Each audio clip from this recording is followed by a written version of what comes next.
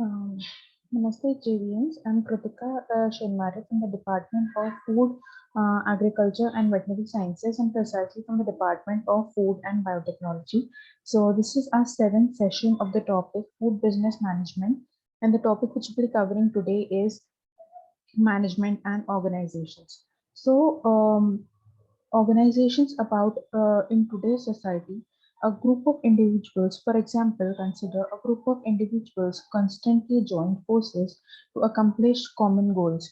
Sometimes the goals of these organizations are for profit, such as franchisee, restaurant chains, or clothing retailers. But other times, the goal is more altruistic, such as non-profit churches or public schools. But no matter what their aims, all these organizations share two things in common. That is, they are made up of people, right? They are made up of people, and certain individuals are in charge of these people. So, giving a brief introduction about the topic. In today's tough and uncertain economy, a company needs strong managers to lead its staff towards accomplishing business goals. But managers are more than just leaders; they're problem solvers, right? Cheerleaders and planners as well. And managers don't come in one size fits all shape and forms. Manager fulfills many roles and have many different responsibilities at each level of management within an organization.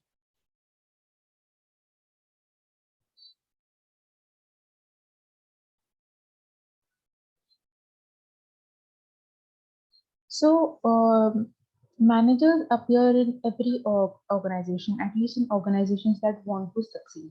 These individuals have the sometimes unenviable task of making decisions, solving difficult problems, setting goals, planning strategies, and rallying individuals. And those are just a few of their exam responsibilities. To be exact, the manager administers and coordinates resources effectively and efficiently to achieve the goals of an organization. In essence, managers get the job done through their people. Now, let's talk about the intricacies of the management, right? So, no matter what type of organization they work in, managers are generally responsible for a group of individuals' performance, right? As leaders, managers must encourage this group to reach common business goals, such as bringing a new product to the market in a timely fashion. To accomplish these goals, managers not only use their human resources but also take advantage of various material resources as well, such as technology. Now, think of a team, for example. A manager may be in charge of a certain department whose task is to develop a new product, right? The manager needs to coordinate the efforts of his department team members as well as give them the material tools they need to accomplish the job well. If the team fails, ultimately it is the manager who shoulders the responsibility. Now, we'll discuss about the levels of management, right? So, two leaders may serve as managers within the same company but have very different titles and purposes, right? So, large organizations in particular may break down management into different levels because so many people need to be managed. A typical management level falls into the following categories, which I'll be discussing now. So, first comes the top level management. So, the manager at this level ensures that that the major performance objectives are established. Common job titles for top management include chief executive officer, then chief operating officer, the president, and the vice president. So these senior managers are considered executives responsible for the performance of an organization as a whole or for one of its significant parts. Next is the middle level. The middle managers report to the top management and are in charge of the relatively large departments or divisions consisting of several smaller units. Examples of middle managers include clinic directors in hospitals, deans in universities, and division managers plant managers and branch sales managers in the business. Middle managers develop and implement action plans consistent with the company objectives, such as increasing market presence. Now, talking about the low level management, the initial management job that most people attain is typically a first line management position, such as a team leader or a supervisor. A person in charge of smaller work units composed of hands-on workers. Job titles for these first-line managers vary greatly, but include such designations as department heads, group leaders, and unit leaders. The first-line managers ensure that the teamwork or the units meets performance objectives, such as producing a set number of items at a given quality that are consistent with the plans of the middle and the top management. Now, we'll discuss about the functions of the manager. The managers just don't go out and haphazardly perform their responsibilities. Good managers discover how to master five basic functions that are planning, organizing, staffing, leading, and controlling. Right? I'll repeat: planning, organizing, staffing, leading, and controlling. So, what is planning? Let's see what is planning. This step involves the mapping out exactly how to achieve a particular goal. Say, for example, that the organization's goal is to improve the company sales. The manager first needs to decide which steps are necessary to accomplish that goal. These steps may include increasing advertising, inventory, and sales staff. These necessary steps are developed into a plan. When the plan is in place, the manager can follow it to accomplish the goal of improving the company sales. Organizing. After a plan is in place, a manager needs to organize her team and materials according to her plan. Assigning work and granting authority are two important elements of organizing. Right? Staffing. So after a manager discerns his area's needs, he may decide to beef up his staffing by recruiting, selecting, training, and developing employees. A manager in a large organization often works with the company's human resource department to accomplish these goals. Next comes leading. A manager needs to do more than just plan, organize, and staff her team to achieve a goal. She must also lead.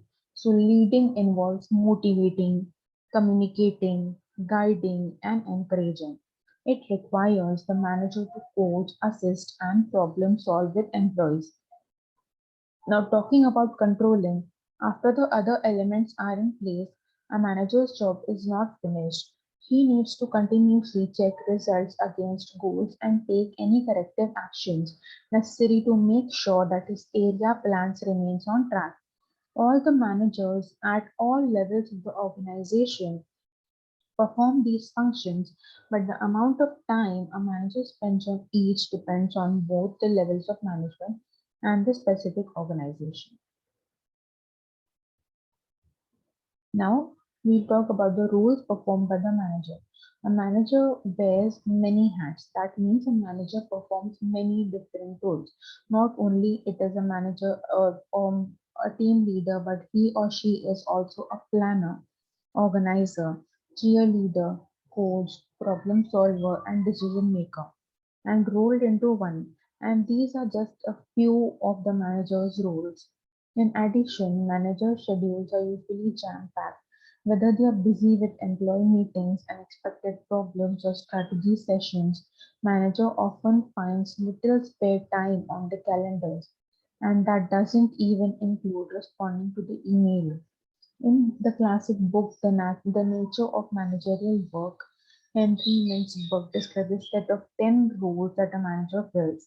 These roles falls into three categories that are interpersonal, informal, and decisional.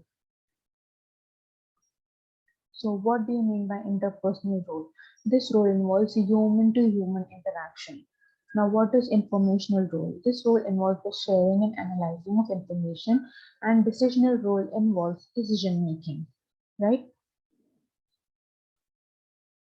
So there are 10 set of rules that is informational. The rule is monitor, that is seek and receive information, scan periodicals and reports, maintain contact with stakeholders. Disseminator means forward information to organization members by memos and reports or calls. The spokesperson is transmit information to outsiders via reports. Now, talking about the interpersonal category. So, what do you mean by a figurehead? A perform ceremonial and symbolic duties such as greeting, visits, and legal documents. A leader directs and motivates the subordinates. A liaison maintains the information links between outside and inside of the organization. So, what are the different skills needed by managers? Now, not everyone can be a manager. Certain skills or abilities to translate knowledge into actions that results into desired performance are required to help other employees become more productive. These skills falls under the following category, that is technical. This skill requires the ability to use a special proficiency or expertise to perform particular tasks. Accountants, engineers, market researchers, and computer scientists, as example, possess technical skills. Managers require these skills initially through formal education and then further develop them through training and job experience. Technical skills are more important at lower level of management, right? So, human. This skill demonstrates the ability to work well in cooperation with others.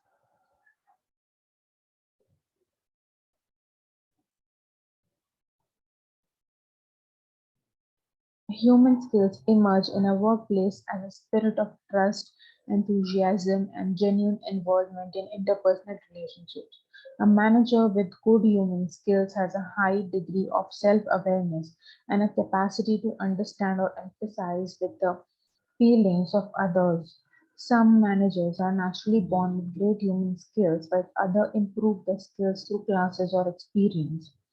No matter how human skills are acquired, they're critical for all managers because of the high interpersonal nature of the managerial work. Conceptual. This skills calls for the ability to think analytically. Analytical skills enable managers to break down problems into smaller parts, to see the relations among the parts, and to recognize the implications of any one problem for the other.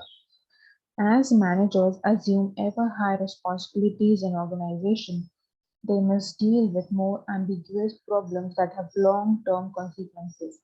As managers may acquire these skills initially through formal education and then further develop them by training and job experience, the higher the management level, the more important conceptual skills become.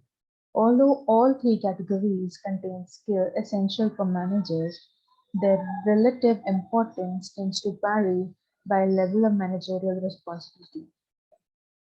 Business and management educators are increasingly interested in helping people acquire technical, human, and conceptual skills and develop specific competencies or specialized skills that contribute to high performance in a management job. Following are some of the skills and personal characteristics that the American Assembly of Collegiate Students of Business is urging business schools to help their students develop. Leadership. First comes leadership is the ability to influence others to perform the task. Self-objectivity is the ability to evaluate yourself realistically. Analytical thinking is the ability to interpret and explain patterns in information. Behavioral flexibility is the ability to modify personal behavior and react objectively rather than subjectively to accomplish organizational goals. Oral communication is the ability to express ideas clearly in words. Written communication is the ability to express ideas clearly in writing. Personal impact is the ability to create a good impression and instill confidence. Resistance to stress is the ability to perform under stressful conditions. And tolerance for uncertainty is the ability to perform in ambiguous situations. So, these were the roles of management. Now, we'll talk about the managerial environment in the next session. So, I'll give you a brief introduction in this session so that we can continue directly in the next session. That is, managerial environment is made up of constantly changing factors, both external and internal, that affect the operation of the organization. If a new competitor appears in the market, the managerial environment is affected. If the key clients take their business elsewhere, managers feel the impact. And if technological advances date an organization's current method of doing business, once again, the managerial environment has to adapt. Although managers can't always control the environment, they need to be aware of the changes that occur because changes ultimately affect the daily decision and actions. Right? For example, in the airline industry, deregulations opened up in the market to new airlines. So this was a brief introduction about the managerial environment, which we'll be covering into the next session. Thank you.